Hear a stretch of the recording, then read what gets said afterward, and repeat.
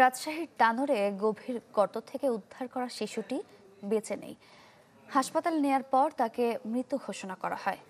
শিশু সাজিদের মৃত্যুতে শোকাচ্ছন্ন তানোরের পুরো গ্রাম।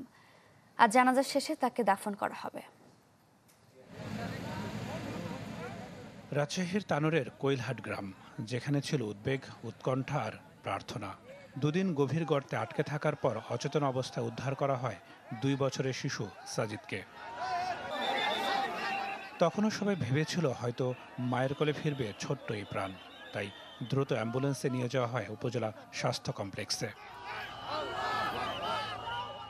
কিন্তু দীর্ঘ 32 ঘন্টা আটকে থাকার কারণে তার শারীরিক অবস্থা এতটা খারাপ ছিল যে সব চেষ্টার পরও তার জীবন রক্ষা সম্ভব হয়নি। এই যে অসাবধানতার জন্য মানুষের অনেক বিপদে, যদি আজ আমরা এখানে সাবধানতা অবলম্বন করতাম তাহলে আজকে এই শিশুটা অকালে প্রাণ হারাইতো না, মাকে তার বেদনা সইতে হইতো না।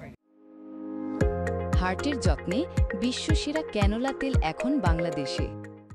যারা এই গভীর নলকূপটা খনন করছে তাদের অসাবধানতা এবং তাদের দায়িত্বহীনতার কারণে এই আজকের এই অঘটন। আমরা এই অঘটনের দৃষ্টান্তমূলক শাস্তি চাই। এবং ফায়ার সার্ভিস জানায় রাত দিন কাজ করেছে তাদের টিম, কিন্তু গর্ত শুরু হয় দ্রুত তোলা সম্ভব হয়নি। পুরো ইম্প্রোভাইজ পদ্ধতিতে আপনারা দেখেছেন যে 3টা এক্সকাভেটর কিভাবে কাজ করেছে।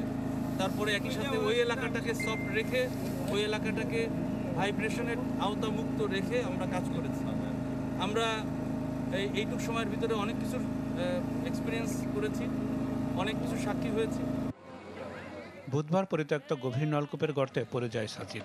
এরপর থেকেই চলে নিরলস উদ্ধার অভিযান। তবে সবশেষে দুঃখ ছাড়া মেলেরই কিছুই।